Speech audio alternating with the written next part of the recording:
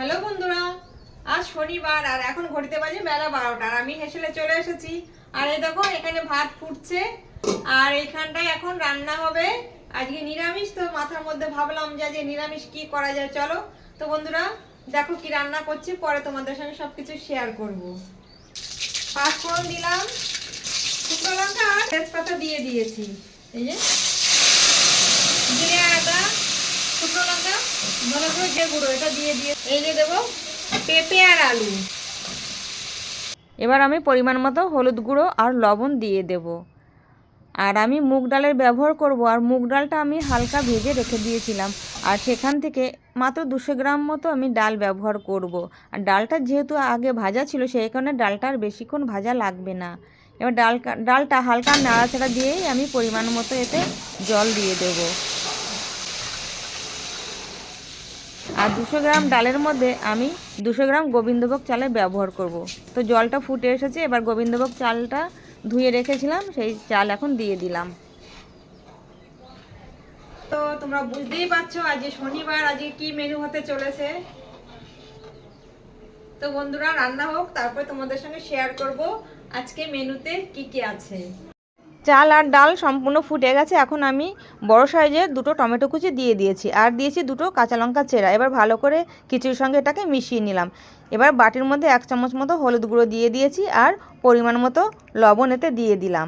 এবার আমি এর মধ্যে হলুদ গুঁড়োতে জল মিশিয়ে দিয়ে দিলাম, আর স্বাদ অনুযায়ী চিনি দিয়ে দিয়েছি, আর 1 চামচ মতো ঘি দিলাম, আর দিলাম এখানে শাহি গরম মশলা। এবার এটাকে ভালো করে ঘেটে ঘেটে মিশিয়ে নেব। আর গোবিন্দভোগের চালের সঙ্গে যদি পড়ে ঘি, তো খিচুড়িটা বেশ জমে গেল বন্ধুরা। মানে এত সুন্দর গন্ধ বেরিয়েছে, মানে রান্না করতে করতে ঘর ময়ময় হয়ে যাচ্ছে গন্ধে। তো চলো ঘরে নিয়ে যাই এবার খিচুড়িটা। শনিবারের মেনুটাই নিয়ে তোমাদের সামনে হাজির হয়েছি। তো চলো দেখা যাক শনিবারের মেনুটা কি করেছি। তো এই দেখো গোবিন্দভোগ, বাবা এখনো ধোঁয়া উঠছে, ক্যামেরায় ধোঁয়া লেগে যাচ্ছে। গোবিন্দভোগের গরম গরম খিচুড়ি। হ্যাঁ, তাই খিচুড়িটা নিয়ে নিই।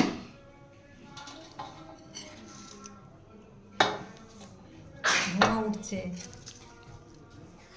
পেঁপে আর আলু দিয়ে খিচুড়িটা করেছি, আর টমেটো দিয়েছি। এই যে পেঁপে, এটা গোবিন্দভোগের খিচুড়ি। আর তার সঙ্গে করেছি মেনুগুলো, তোমাদের সঙ্গে এক এক করে দেখাবো। বেশি কিছু করিনি মেনুগুলো, যাই হোক এটা দিয়ে আমাকে এখন তরকারিটা নিতে হবে। আরেকটা হাতা এখানে আনা হয়নি। তাই দেখো বন্ধুরা কি করেছি। এটা করেছি আলুর দম। আলুর দমটা পরে নেব, আগে নিয়ে নিই। এই যে কুমড়ো ভাজা, পটল ভাজা, পটল ভাজা নিলাম, আর এখানে নেব কুমড়ো ভাজা,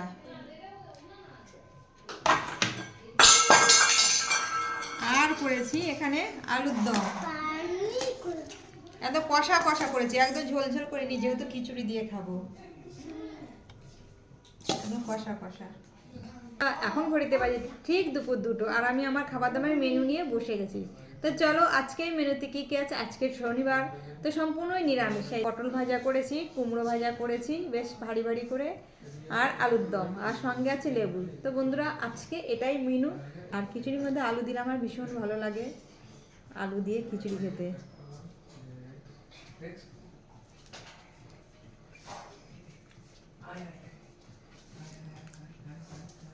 অপূর্ব অপূর্ব হয়েছে খিচুড়িটা।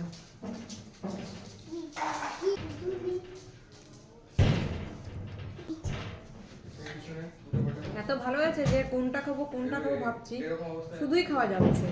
তেও পটল ভাজা করেছে, একটু না খেলে হয়।